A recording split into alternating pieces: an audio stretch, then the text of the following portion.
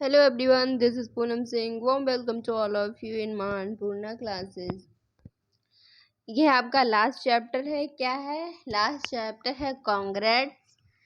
Class third की EVS समाप्त कर ली है। मुझे तो बहुत ही खुशी हो रही है कि काफ़ी टाइम से हम इस सीरीज़ को कंटिन्यू कर रहे थे और क्लास थर्ड की ईवीएस को कंप्लीट कर लेंगे फाइनली आज। बहुत कुछ सीखने को मिला है, छोटी छोटी चीज़ें, कितना मज़ा आया है एनसीईआरटी को पढ़ने, वो आपने महसूस ज़रूर किया होगा। इसकी खूबसूरती ही इतनी अच्छी है, बहुत मज़ा आता है इसको कवर करने में। तो आज का जो चैप्टर है वो बहुत ही छोटा सा चैप्टर आपका होने वाला है, क्योंकि आपने सारे चैप्टर कवर कर लिए हैं।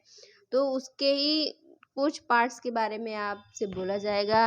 तो इस चैप्टर को स्टार्ट करते हैं और थोड़ी सी बकवास कम करते हुए अपना काम करते हैं। जीवन का जाल क्या है? जीवन का जाल किस तरीके से जीवन का जाल बनता है? एक आर्टिकल मतलब एक वस्तु दूसरे पे डिपेंड, एक इंसान दूसरे पे, जानवर है पूरे पर्यावरण पे किस तरीके से डिपेंड, एक चक्र बनता है, एक जाल बनता है। सभी मतलब एक दूसरे पर क्या है? निर्भर हैं, आश्रित हैं। हम किस पर आश्रित हैं?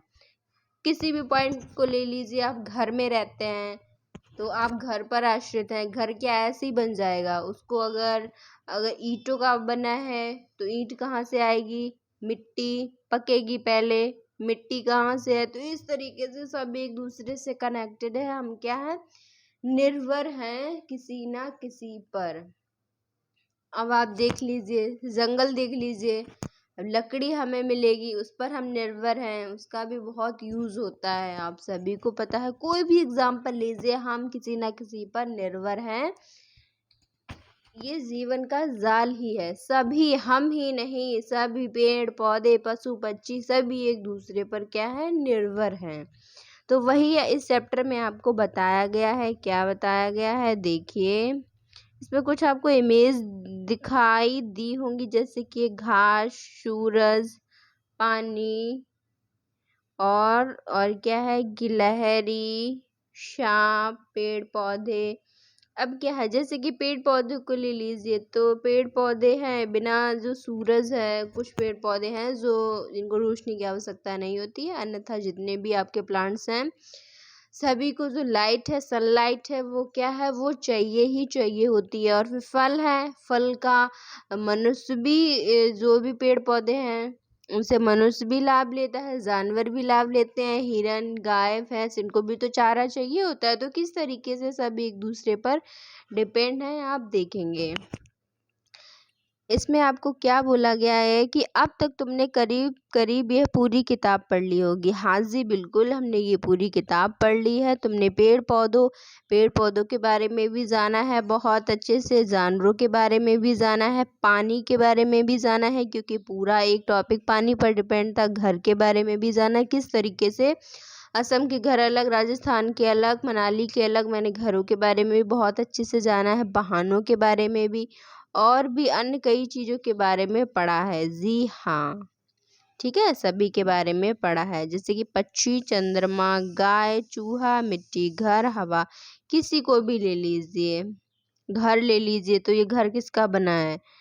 ये अगर ये घास फूस ऊपर ये जो छप्पर बना है, तो इसके लिए क्या है? आपको एक प्रॉपर पूरी, अगर राजस्थान का है तो एक झाड़ी चाहिए, तो किससे है? एक प्लांट से आपको मिल गया। आप रह रहे हो, आप उस पर आश्रित हो। अगर पक्का मकान है तो उसमें ईंटें हैं, वो आपको मिट्टी से मिल जाएंगी। इस तरीके से क्या है? आप निर्भर हैं। ये इन्वायरमेंट चलता है, ये ऐसे एक चक्र चलता है पूरा।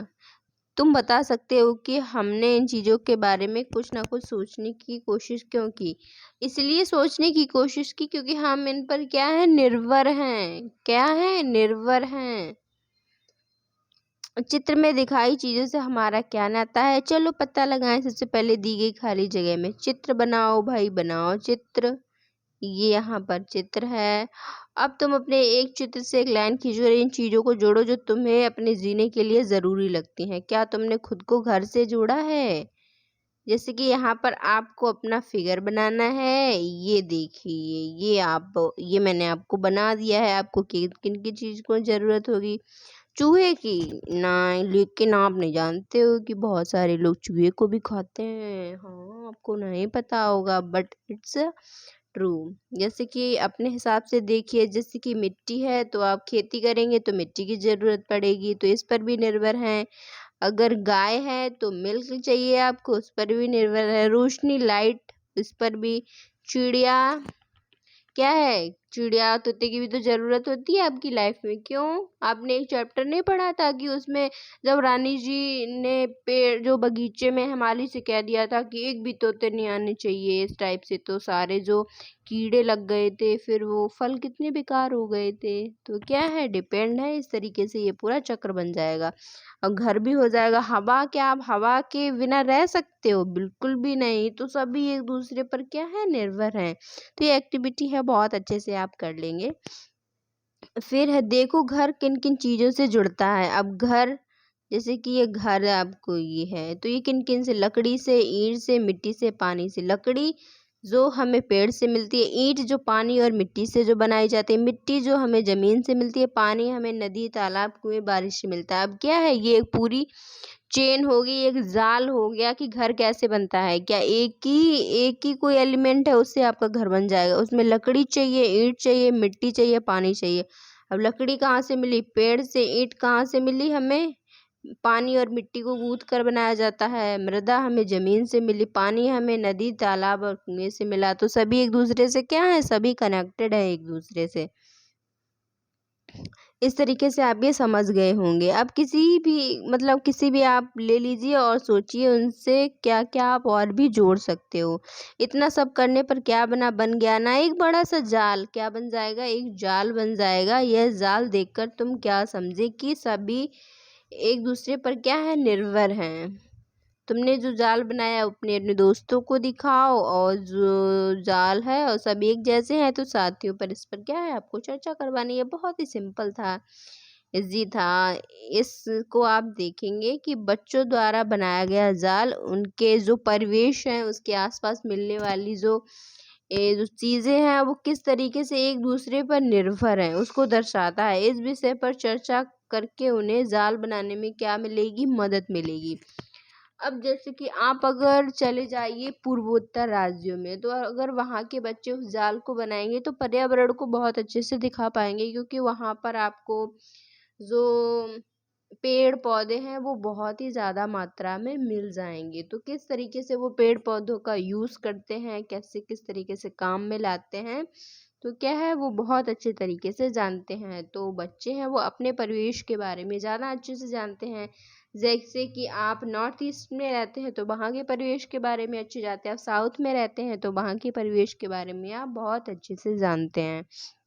तो इसमें निर्भरता के बारे में बताया गया है कि किस तरीके से एक जाल बनता है, सभी किसी न किसी पर आश्रित हैं। इसमें इसमें आपका एक फूड चेन होता है, आपने सुना होगा कि किस तरीके से एक व्यक्ति, घास है, घास आपकी जैसे हिरन ने खा ली, हिरन को शेर ने खा लिया, इस तरीके से। तो शेर शेर जो होता है उसको किसी ने और ने खा लिया। तो इस तरीके से जो लास्ट में जो अपघटन करता है, जैसे गिद्ध है उसने खा लिया, तो इस तरीके से फूड चेन बनती है।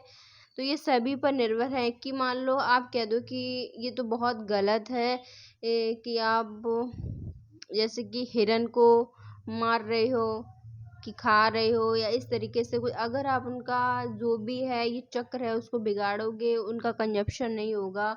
जैसे और भी मछली ले लीजिए, उनको नहीं आप खाएंगे तो क्या है, इस धरती पर उनकी मात्रा बहुत बढ़ जाएगी और ये जो संतुलन है, ये चक्र है, ये बिगड़ जाएगा। इसलिए जो है वो बहुत ही प्रॉपर तरीके से चल रहा है। तो आपको ये टॉपिक बहुत अच्छे से समझ में आया होगा। बहुत ही छोटा सा था, एक पॉइंट आपका बेसिक सा इसमें दिया गया था कि बच्चों द्वारा बनाया गया जाल उनके परिवेश में मिलने वाली चीज़ों की परस्पर निर्भरता की समझ को क्या करती हैं, दर्शाती हैं, और कक्षा में इस पर क्या है, जाल बनाने में सहायता मिलेगी। तो ये टॉपिक आपको बहुत अच्छे से समझ में आया होगा। आपको ये पूरी एनसीईआरटी की जो सीरीज़ है कैसी लगती है, प्लीज़ आप सभी लोग फीडबैक अपना ज़रूर देंगे, क्योंकि ये एनसीईआरटी क्या है, हमने पूरी कवर कर ली है क्लास 3rd की। तो स्टार्ट करेंगे बहुत ही जल्दी 4th की एनसीईआरटी। तब तक आप इस पूरी प्लेलिस्ट को क्या करेंगे, अच्छे से पूरा देखेंगे एक एक वीडियो को। अगर आपके पास टाइम नहीं है तो इसको स्पीड में लगाकर देख लीजिए, आपको बहुत फ़ायदा मिलने वाला है। तो हम मिलते हैं नेक्स्ट वीडियो में, तब तक के लिए जय हिंद।